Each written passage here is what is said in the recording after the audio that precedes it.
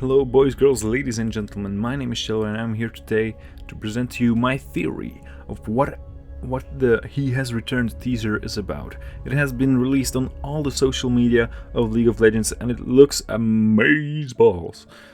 Okay, that's weird. So to understand my personal theory, the theory that I made on this while I was at work, I have a really boring job right now, so I have a lot of time to think about that, and I thought about like 3 hours about it, and it just came to my, I'm just a genius. So listen to my theory, I'm just amazing. So to understand this theory, you need a little backstory about Pantheon and Mount Targon. What is Mount Targon exactly? Well, Mount Targon is the biggest mountain in whole Runeterra. Yes, Runeterra. Runeterra is like the world, like we call Earth. It's Earth for League of Legends, right? So that is the biggest mountain. There are people living on the mountain, but almost nobody has seen the top of the mountain. Only a few, and those few select people only come every once generation. There is like one person that gets to the top and does the thing, whatever happens there. Okay, so another bit of backstory on Pantheon. Pantheon was one of the warriors. He was like training and doing his training stuff, but he wasn't the best. He was a bit of a slacker, but he never gave up. He has willpower like no other. And then there was pylos. Pylos was probably Pylos. I don't know how to say the name, but it's Pylos, right? He was one of the prime students. He was destined for greatness. He was amazing at everything. And Pantheon didn't like that. One day they did a battle, right? And of course Pylos beat him, but Pantheon got up again. He kept fighting, he never gave up. And that kind of made them enemies. They weren't the best of friends, you know, and that made them enemies. But then one day they had to go on a mission. They did the mission thingy, but they got ambushed by some sort of mountain dudes. If you want to know more about that, just read the lore on the Mount Targon. But they got ambushed. Then his friend Pylos was like, damn, what the hell do we do? Everybody got murdered except for Pantheon and his friend Pylos. So we have Pylos and Atreus, aka Pantheon. They were the only survivors, but Pantheon was like, dude, we gotta do this shit. I'm gonna distract them and you're gonna run to the village and warn everybody that these motherfuckers are coming, right? So without thinking, he just charged at the enemy, distracting them, and Pylos ran. He did what Pantheon said, although they were kind of enemies, and then lots of stuff happened. Pylos get back to the village. Apparently the village didn't get attacked, but what happened to Pantheon? What happened? He was left behind. But he wasn't dead. The enemy thought he was dead, but he wasn't, so he got up, he crawled back to the village, and once he arrived at the foot of the village, he let himself allow to collapse. Pretty epic, right?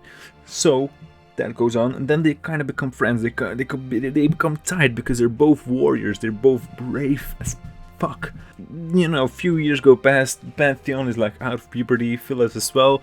They're still both good friends. Woo, party! And then there's a big mission, a big group event. All the strongest warriors of all the villages that live in the mountain, and there are people that live in the mountain. They call the Rekoran. The Rekoran or something like that they're called. Doesn't matter.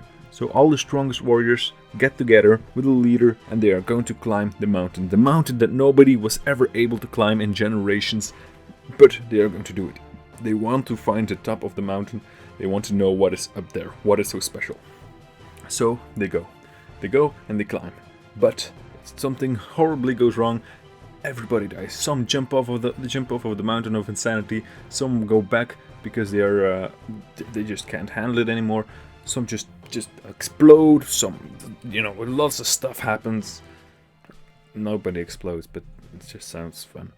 So at the end, only Pylos and Pantheon arrive at the top of the mountain. Pantheon goes to the top with a big roar and is happy to be there. Pylos as well. He crawls. He has no more energy.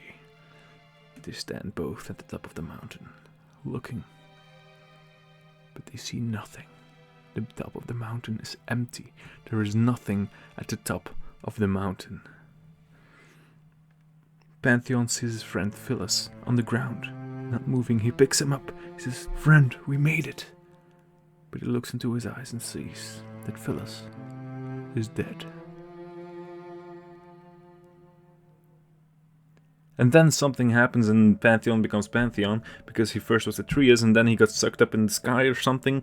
Something happened and then he became the constellation Pantheon, which is the constellation of war, and now he is an ascended dude, which is called an ascend, and that's like a sort of godly dude that comes from a different realm or something.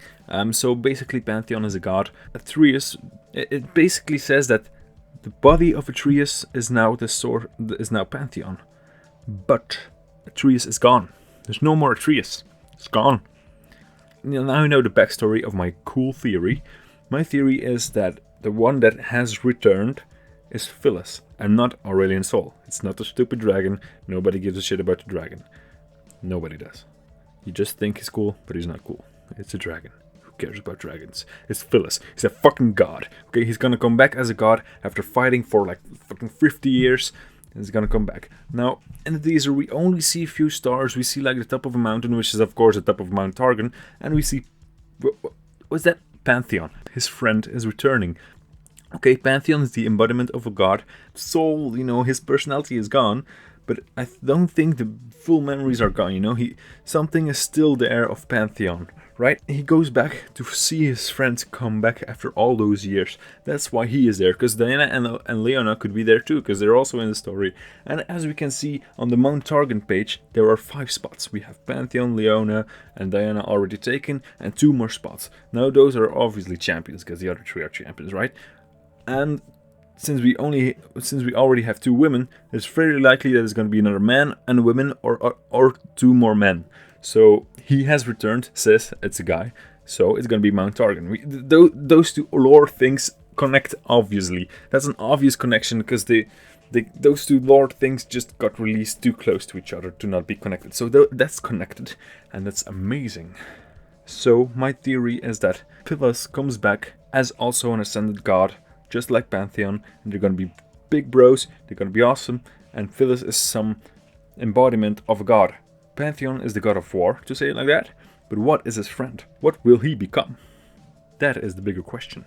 That is what we want to answer, and I'm going to try and find an answer right now. I'm stopping the recording and trying to find an answer. So while I was editing the video, Leak accidentally released a video on their YouTube channel, and it got deleted instantly, but Skin Spotlight was able to pick it up and upload it on their YouTube channel, and it's amazing. It's the voice of the ARAM Announcer, and I think it's going to be the champion, and in there he says he destroys mountains. Turrets? I destroy mountains. Those are bigger, by the way. And you killed mediocre champ. Bravo! You survived against an enemy that's barely mediocre. So he is like the ultimate god. So he is Phyllis trying to get revenge on the mountain because the mountain killed him. And this is amazing. Please. Right. I have to be more quiet because my parents are sleeping. You know what I mean. Please subscribe and all that. Thanks for watching. Boring is dangerous. So make this interesting.